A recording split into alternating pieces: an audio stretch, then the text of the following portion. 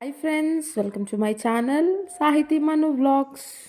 Hi అందరికీ. ఈరోజు మనం పాలతో బీరకాయ కూర చేసుకున్నామండి.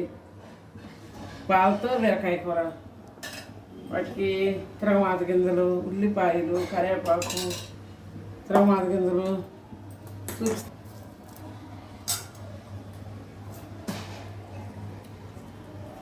తిరగమాత గింజలు వేసుకున్నామండి.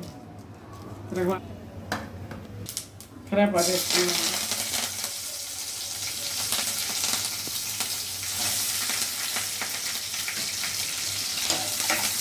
ఉల్లిపాయ వేసుకున్నాం. ఈ బీరకాయ ముక్కలు వేసుకున్నాం.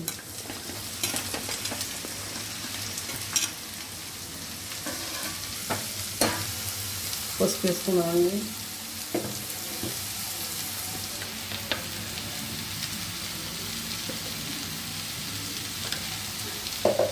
సాంబార్ కారం,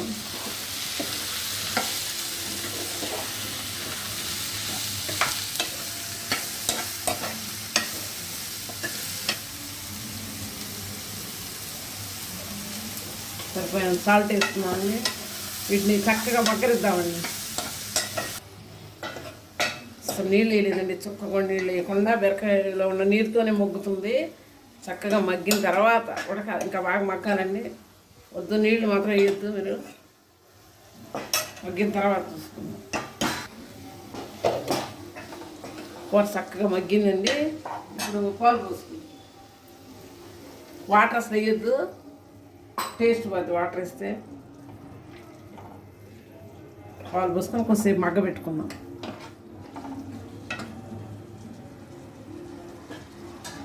పాలతో చేస్తే చాలా టేస్ట్గా ఉంటుందండి బీరకాయ కూర. మీరు కూడా ఇలా చేసుకోండి.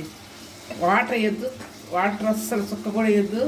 ఇలా మగ్గ పెట్టుకొని మగ్గిన దానిలో కొంచెం పాలు పోసుకొని, పాలు కూడా చక్కగా మగ్గాలండి, బాగుంటుంది. అప్పుడు బాగా మగ్గనిద్దామండి. పాలు పోసాం కదా, మూత పెట్టి